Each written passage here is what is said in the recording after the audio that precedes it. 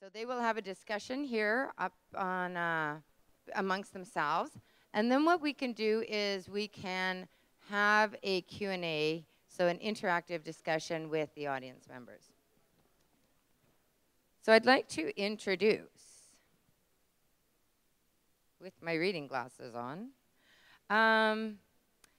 so this is our first session together, and we're all somewhat familiar with the idea of innovation, but sometimes it's in the implementation that a lot of things we may find challenges. In a way, that's where we find the challenges, is in terms of implementation of our ideas. And with that in mind, let's start this first session, and indeed our experience of the summit, by learning from each other and starting a good conversation about how to innovate. But first, allow me to introduce our speakers. Al Edmansky is a community organizer, a social entrepreneur, and an author. He believes the social innovation world has much to learn from the ingenuity and creativity of Indigenous peoples. His latest book, Impact: 6 Patterns to Spread Your Social Innovation, has just been published. And Al is going to be our facilitator today. We also have with us Barb Ward Burkett, or Wahiau Kawapatusko. She is of Cree ancestry from the Fort McKay First Nation in northern Alberta, and her commitment is to the empowerment of Aboriginal people and advocacy for community growth that is reflected not only in her role as the executive director for the Prince George Native Friendship Center, but in also through the 40 years she has dedicated to the Aboriginal Friendship Center movement. She started when she was 3. Yes, that's Barb. And Candace Day is Shushaw from BC Interior, and she is with the Ontario Federation of Indigenous Friendship Centers. And she is the social economy developer for the Ontario Federation of Indigenous Friendship Centers. And it is a provincial Aboriginal organization representing the collective interests of member friendship centers. So you're almost like a tier 2 service or something? Tier 2, 3 service for friendship centers? Yeah, we do policy work and research. Interesting. And wow, very interesting. I didn't know such a thing existed. That's really great. How exciting. And so we will hear from our panelists, and I think we will start with Al. And do I need to hand this mic off to Al? Anybody techno? No? He has his own mic, so I'm going to sit down and listen with y'all. We bring our own mics from British Columbia. Well, first of all, thank you for... Can you hear? All right, there you can. All right, I can hear the echo now. Thank you for welcoming me to this conference. I don't think I've ever come to an event with so much hospitality and welcoming in the invitation over the last month or so. It's nice to be here. I should probably also say thank you for discovering and welcoming my ancestors in the 1700s and in the 1800s. They came here with very, very, very little, and would not have survived without Indigenous hospitality and Indigenous innovation and ingenuity and creativity. So thank you. My assumption, our assumption today in this discussion, and you know what, we're going to try and slow time down a little. We're starting a little bit late. There's a hard stop, but we're going to go slow time down. We're going to stretch it, you know, a little bit. The assumption I'm making today, that we're making today, is that you know a whole lot more about this thing called social innovation than you may think. And so when it comes time for our discussion, I would be really interested in what is sparked in your minds, heads, and thoughts based on these two very wise and experienced women who are going to speak right now. So we're going to plunge right in. I have the first question to ask, and I'll let you decide who goes first, is Candace and Barb, can you both describe the heart of your work?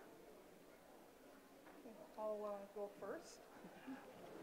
So thank you very much, everybody, for being here today, and want to acknowledge Treaty 1 and the land of the Métis of Canada. I come to you from the traditional territory of the Lheidli in Prince George, which is the Carrier people.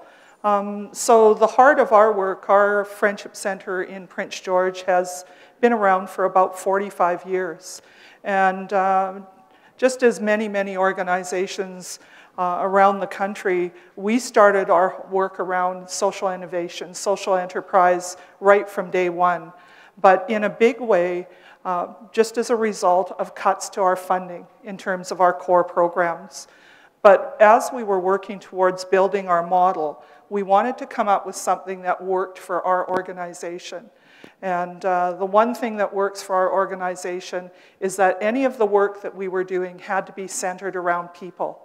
So for those that don't know, our Friendship Center in Prince George is the largest friendship center in Canada.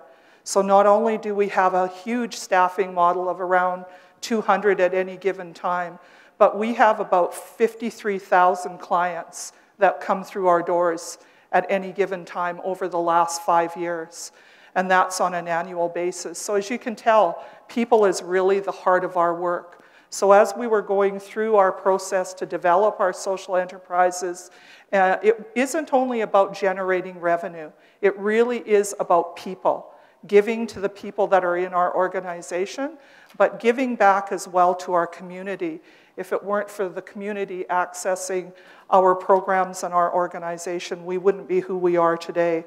So we went very much with a model that we use in all of our work. And I would recommend as well that if you're going to go down this road, that you also use a model that is already in place. There's no point in reinventing the wheel.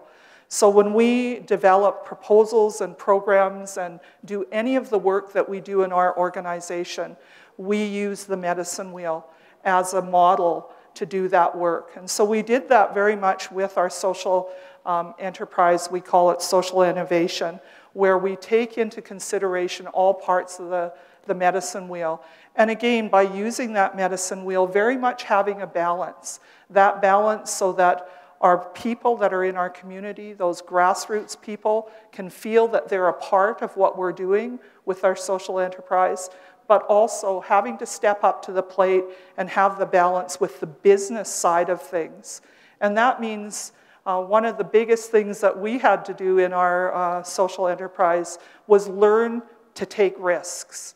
You know, when you're a social service agency, you're wanting to maintain you know, that level of service for our people, but if you're wanting to go that step further, it really is about taking those risks.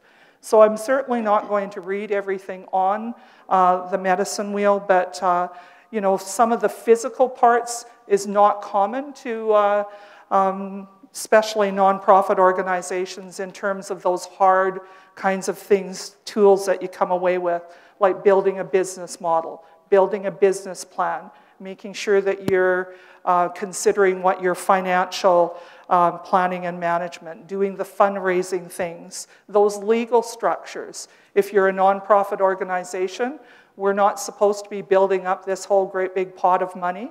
And trust me, that doesn't usually happen when we're dealing with lots of people, as everybody in the room can appreciate. But there's a time when you have to figure out, as you're generating dollars within those social innovation pieces, when do you then break off and become a legal entity?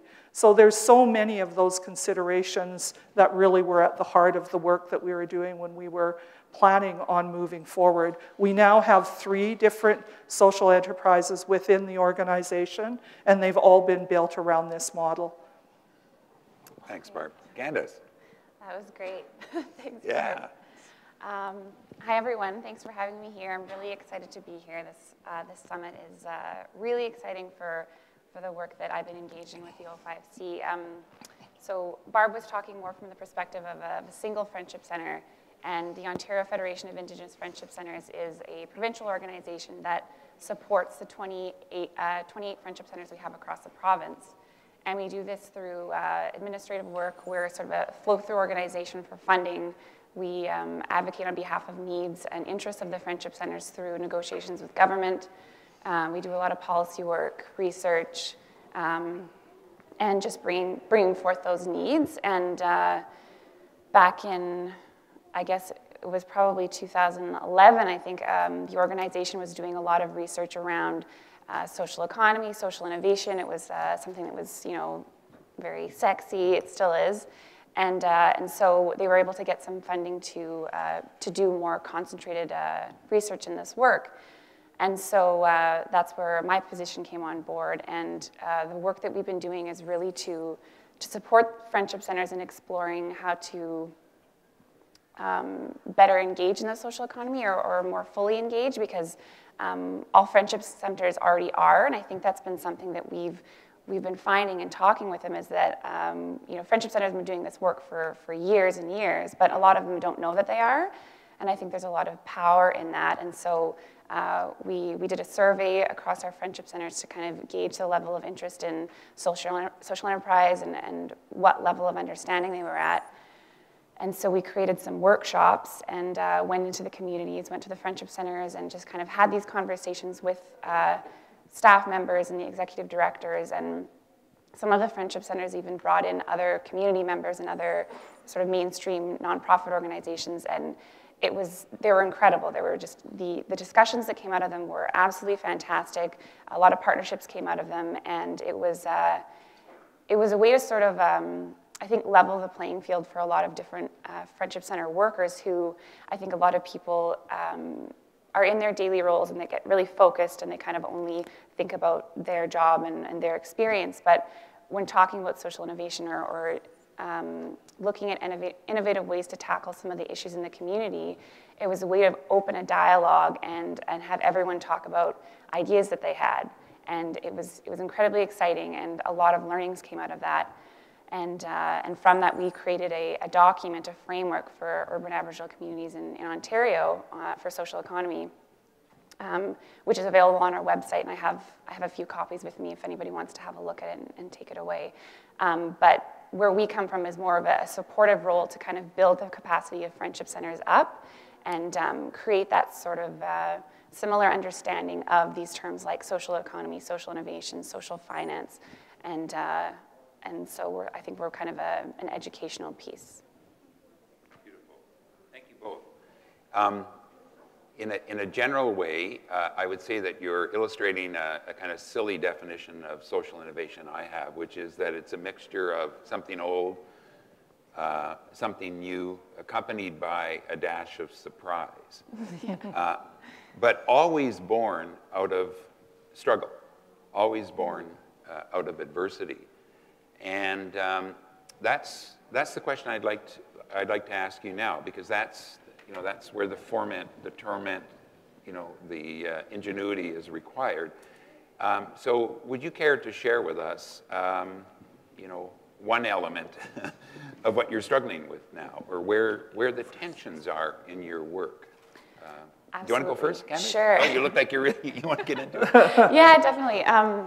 Because it came out of the friendship centers, it came out of consultations with our community members, and I think it's fitting because a lot of this summit and what we're going to be attending tonight is based on reconciliation, and the biggest issue across all of our friendship centers is the issue of partnerships. There's been a lot of burned bridges. There's been a lot of broken partnerships with other community organizations, and so a lot of our friendship centers are very reluctant to engage in partnerships with outside organizations. And it's a challenge because partnerships are a core piece, I think, to social innovation and to social enterprise. If you talk to any successful innovators out there, social entrepreneurs, you can't do it alone. You have to have a wealth of partners and a wealth of knowledge, and you can only do that through engaging a number of people. So that's a really, really tough issue. I don't really know, especially in some communities. I mean, every friendship center is different, which is important to recognize. They're not all the same. Every community is different. And so there's some communities, particularly some in the north, where racism is absolutely rampant throughout. And it's something that communities have been struggling with for years and years. And if that's where you're coming from, being able to engage with partners, it's going to be, I'm not sure. It's a tough thing to do. And actually, one of the ways that the O5C has been sort of dealing with that in a roundabout way actually not a roundabout way, but indirect, is we've developed Aboriginal cultural competency training. And since this was created, there's been such a need for it and been such a demand. There's an incredible demand, particularly with government, but a lot of other nonprofit organizations. And I think that that's one way that we can start addressing these things. The reluctance of partnerships and rebuilding those bridges that have been burnt is a real challenge.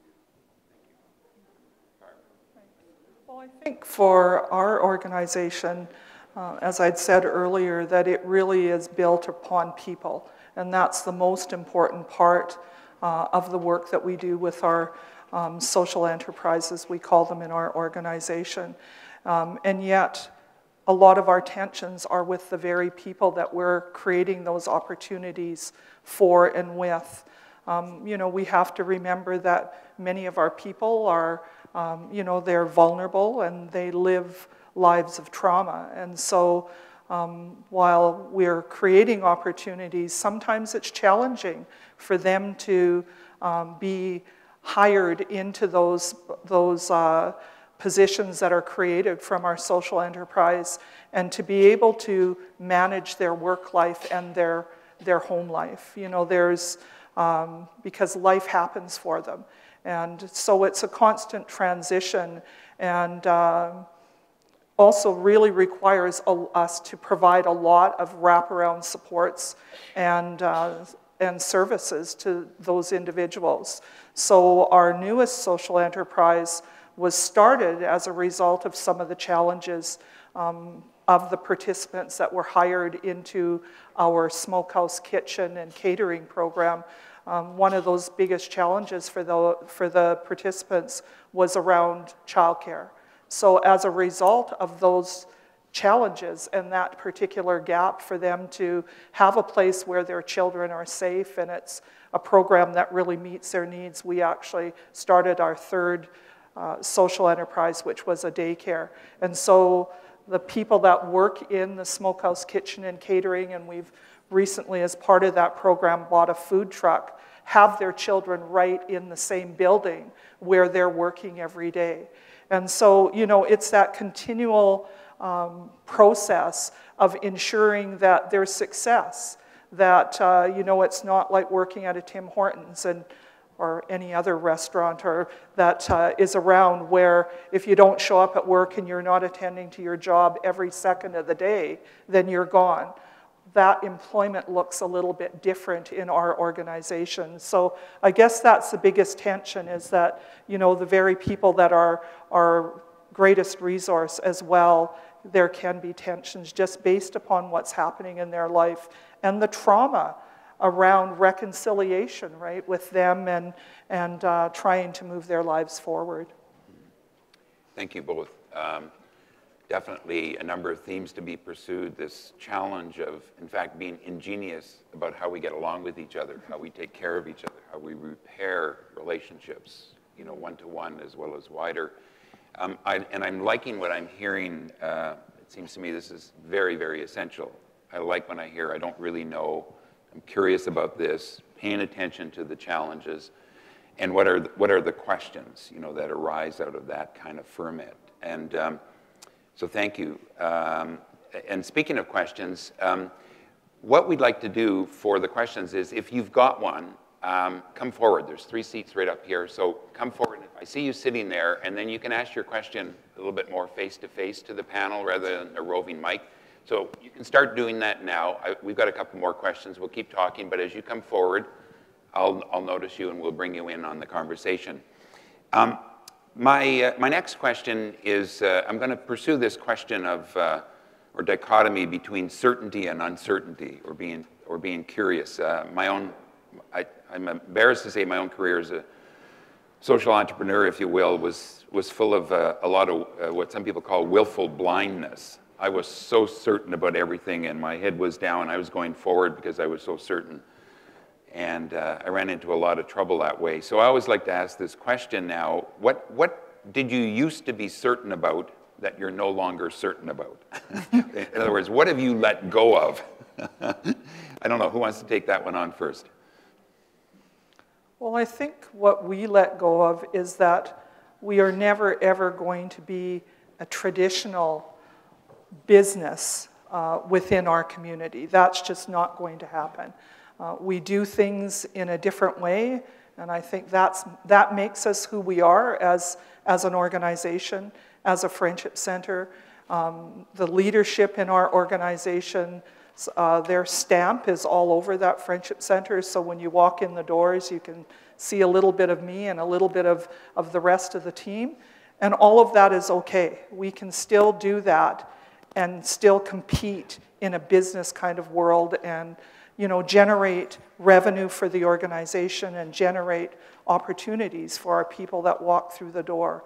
And I think that has been our absolute biggest teaching because, we want to have a business that's got some validity and that people recognize as a professional kind of business. And so we need to have a little bit of that, but we need to still maintain what we have as an organization and who we are as people. And I think that's the absolute most critical and most important thing for our social enterprises at our Friendship Center. Mm-hmm. So Candace, anything organizationally or personally that you may have let go of? I remember we talked about this a little bit earlier. I still can't think of the letting go piece, but maybe can I flip that to something that we've come to accept. I think that is time. It takes a lot of time, and I think that sometimes you do have to jump on an opportunity, and sometimes that's how things happen. But for a nonprofit that Friendship Centers, and I'm sure many other nonprofits there's so many issues in the community and things that you're tackling that to engage in something like, say, a social enterprise, it can be incredibly risky for your organization. It can potentially even harm your community. So really staying true to your mission and your values and slowly opening up to this work. And it really starts with the community, but it starts at the board level too. And so really starting and having those early conversations, making partnerships in the community, in the business community, and just letting things percolate. It can take years and years and years. And so I think that a lot of us are really excited. Sometimes there's funding out there for social innovation, and we all want to jump on it.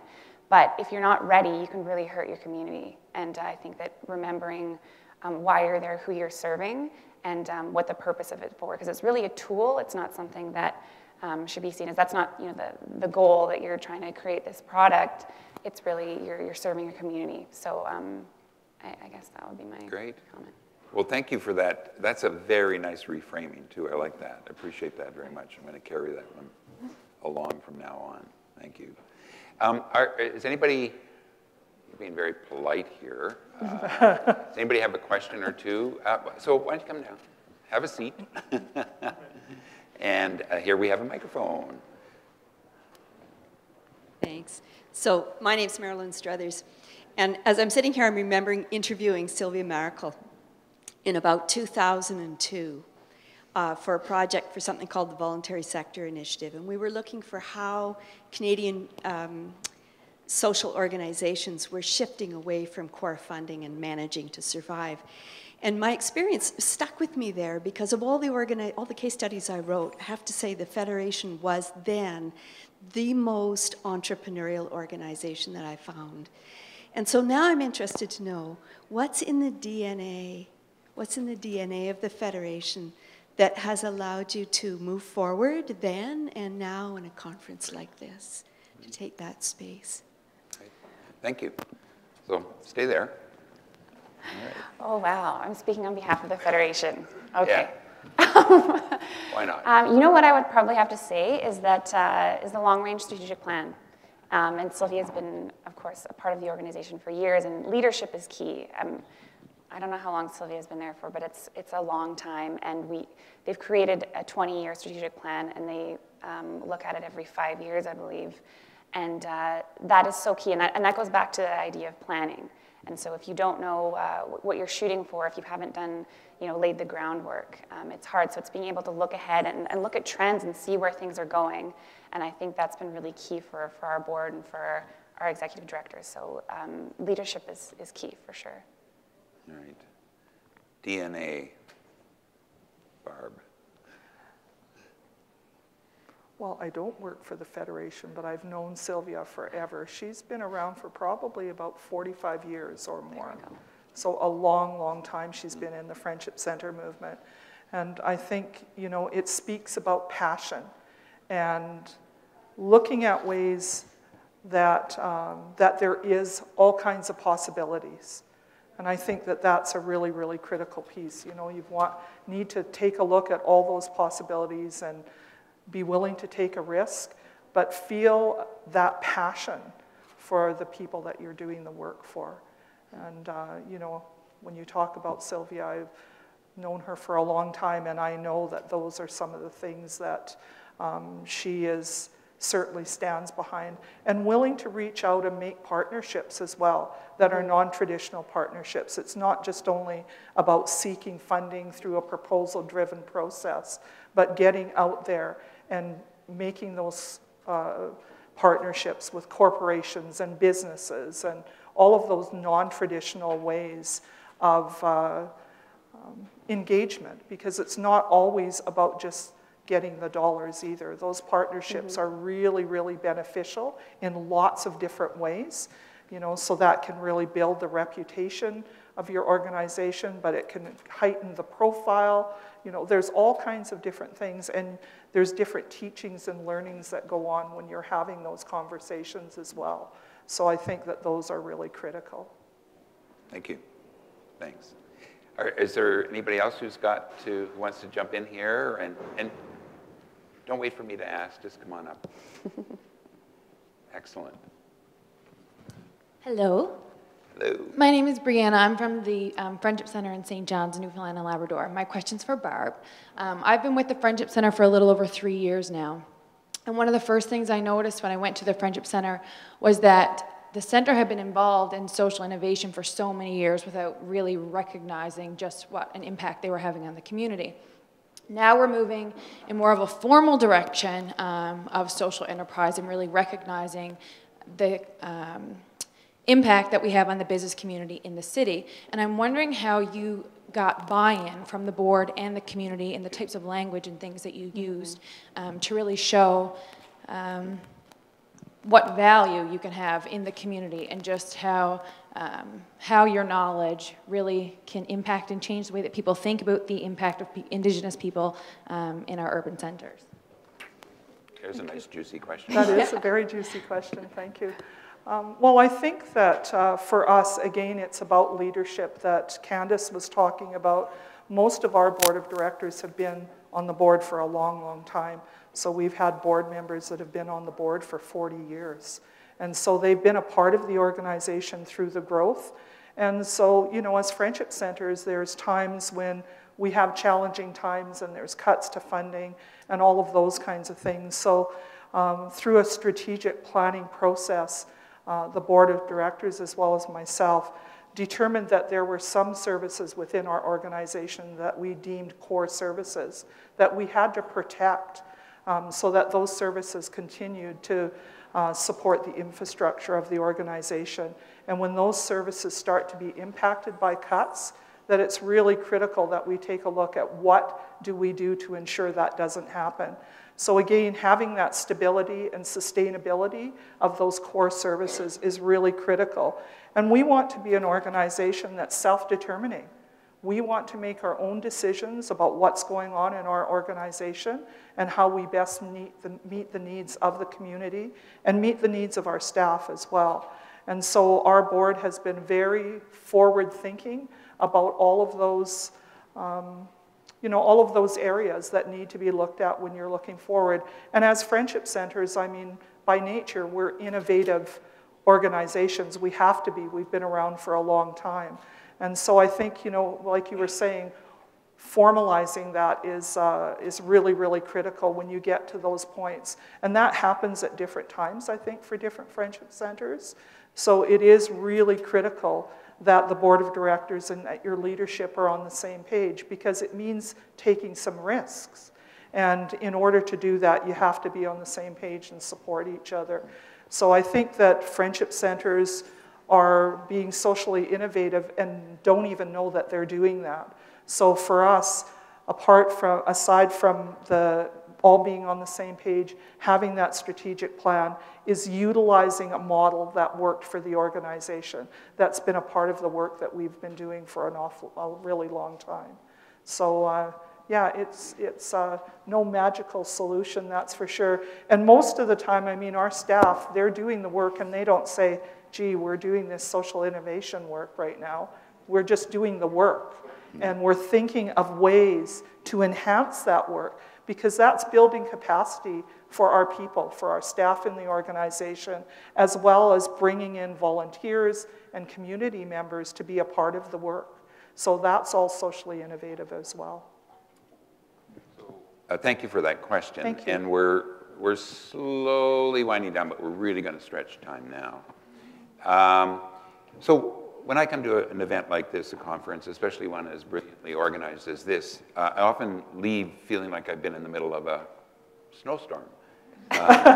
Ideas, concepts, new approaches, et cetera, and sometimes I'm bewildered, not sure which one to follow. I get seduced by some, I date them for a while, then I stop dating, I move on to another one. And you know, both of you, you've had lots of experience, you're working with others, you're thinking about this for yourself. And so if we think of the things that people are going to be engaging with today, whether they're starting out or on the road, we think of them as tools. Is there one tool that continues to work for both of you? You know, that you would say, this is the one. The other tools could be useful for little bits and pieces when I'm here, but this is the one I always come back to. One, you know, now a tool, a methodology, a technology, a technique, an approach. One, what, you know, you want to take a crack at that one first, Candace?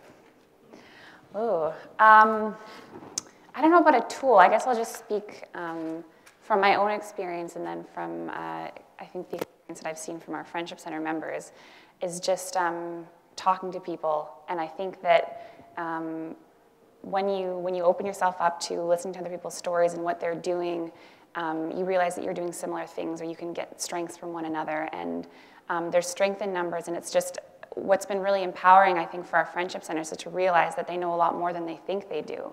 And that's been really transformational for them, I think. And so if you stick to what you're doing all the time and you talk to the same people, you can, I think that can be really, really harmful. Of course, it's harmful for innovation. So I think that at these events, it's really important to talk to as many people as you can, ask the questions that you need to, follow up after. I think that's like, a lot of people don't do that. They go home and they throw the business card somewhere and they just kind of go back to their desk and do what they're doing. But it's really important to keep the conversation going. And I would love it if there was a way from this, if we could get a lot of the Friendship Centers sharing from across the country what they're doing, if there was some sort of platform to do that, because I think that there's such a strength in unity, and a lot of Friendship Centers, I think, just really focus on what they're doing.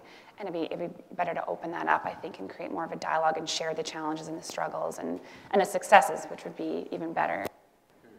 It's not really a tool, but... Yeah. Makes sense to me. Barb, do you have is there one you haul out of your back pocket all the time? Well, I don't know if it's a tool either. And speaking from a Friendship Center perspective, that's the only perspective that I know to speak about. I've been involved with the Friendship Center movement for 43 years now. And so, you know, for me, it really is, I can remember when I was a little girl, it was my lifelong dream to help my own people. And so for me, that's really what it's about. It's about creating those opportunities and you know, and making sure that I'm not doing that alone, and practicing that humility, and, you know, opening up the space for other people's ideas and to be involved, and to not let go. You know, we have a social enterprise at our organization that's taken us a long time to get where we are, and we've had many starts and stops and misses and all of those kinds of things, but you know, we just regroup and come at it a different way. And so what that has told me when we've been in that place is that we don't have the magic of all the people coming together yet in a way that's going to work for our Friendship Center. And so, You know, we've been at that one social enterprise for probably about 15 years, and it's finally getting to the place that it's a fit for us, and it feels right, and it's feeling right for the community because they're telling us that. So I think that, you know, for anybody that's starting this work, you know, the biggest, I mean, social innovation, social enterprise is about giving back to people. So if that really is truly what the work that you're trying to do, it's really important that people be a part of that process every step of the way, right from your board of directors to staff, to clients, to communities, to city council, whoever it is that you have to bring on board. And, you know, that's really, really critical, is to never give up. Yeah.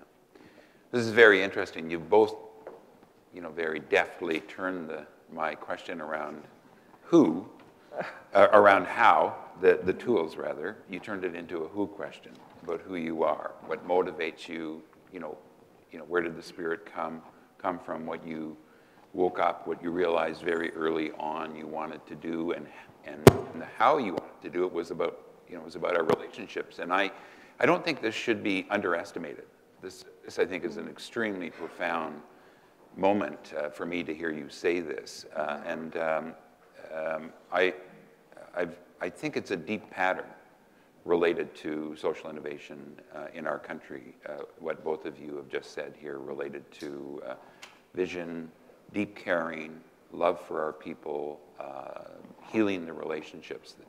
We know this in many, many different ways, but you put it front and center in the context of the tools, because tools are in our hands, and who uses the tools is so important. So the organizers kindly, I think for most of you, threw my latest book into the bag, and I call this pattern who we are, who you are is more important than the how.